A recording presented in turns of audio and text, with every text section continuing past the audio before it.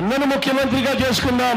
అన్న ముఖ్యమంత్రి అయిన తర్వాత మన పిల్లలను ఇంజనీర్లుగాను, డాక్టర్లుగాను, కలెక్టర్ వంటి పెద్ద పెద్ద చదువులు అన్న ఎన్ని నాన్న ఇదిగో నీ ఓటర్ కార్డ్, పద ఓటేసొద్దాం.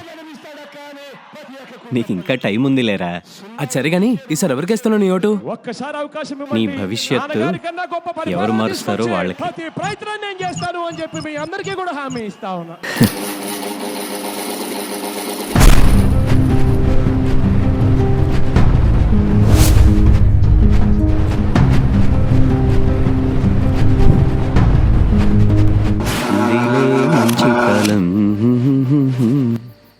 ఏంటమ్మా ఫ్యాన్ ఆపేసావు?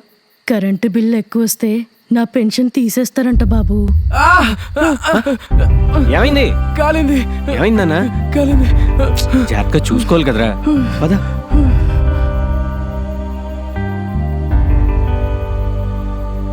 నాన్న నా ఈసారి ఓటు పెన్షన్ ఎవరికి వేసావు? పోయింది బాబు, నా ఎవరికి భవిష్యత్తు చెప్పాలి? గురించి ఆలోచించి వేసానన్నావు కదా, బాకీ ఉంది. బాగా కనిపించిందా? నాన్న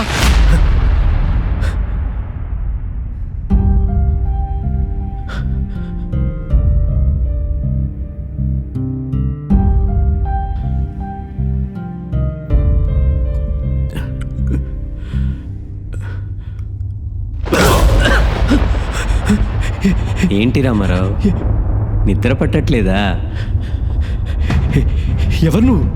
ఇంకా గుర్తుపట్టలే? నేనయ్యా, నీ అంతరాత్మ. ఎందుకు వచ్చావు? మరి నీలాగా తప్పు చేసి మౌనంగా ఉండలేను కదా, అందుకే. నేనేం తప్పు చేశాను? నేనేం తప్పు చేయలేదు. అబ్బచ్చా, నువ్వేం చేయలేదా? నీ ఒక్కడి ఓటు వల్ల లక్షలాది జీవితాలు రోడ్డున పడ్డాయి. నా ఒక్క ఓటు వల్ల అలా ఏం జరగదు. మచ్చుకి నీకు ఉదాహరణ చూపిస్తాను, నువ్వే చూడు. ఒక పచ్చటి పల్లెటూరులో ఒక చిన్న ఇంట్లో ఒక అక్క తమ్ముడు ఉండేవారు. అక్క ఇంజనీర్ చదివి జాబ్ ట్రయల్స్లో ఉంది. తమ్ముడు డిగ్రీ ఫైనల్ ఇయర్ చదువుతున్నాడు. వాళ్ళ ఇంటి పక్కన ప్రభుత్వ భూమి ఒక ఖాళీ స్థలం ఉంది. అప్పుడే అధికారంలోకి వచ్చిన ప్రభుత్వం ఆ స్థలంలో ఒక పెద్ద భవనం నిర్మించాలి అని శ్రీకారం చుట్టింది. భవన విస్తరణ కోసం ఆ పక్కనే నివసిస్తున్న ఆ అక్కని తమ్ముడిని దౌర్జన్యంగా ఖాళీ చేయించారు.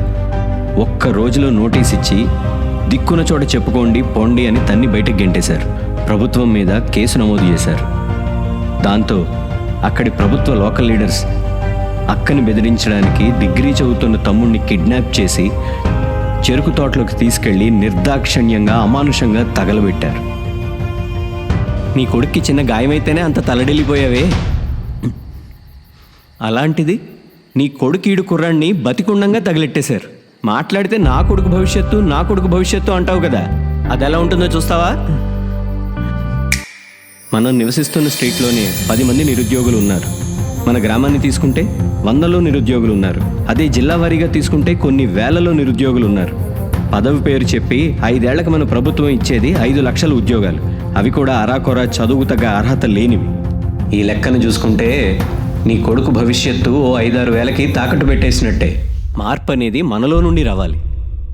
సరైన నాయకత్వాన్ని ఎన్నుకోకపోతే నీ కొడుకు భవిష్యత్తు అతలాకుతలం అయిపోతుంది.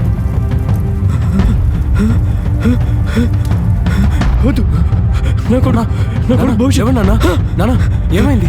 ఏం కాలేదు కదా?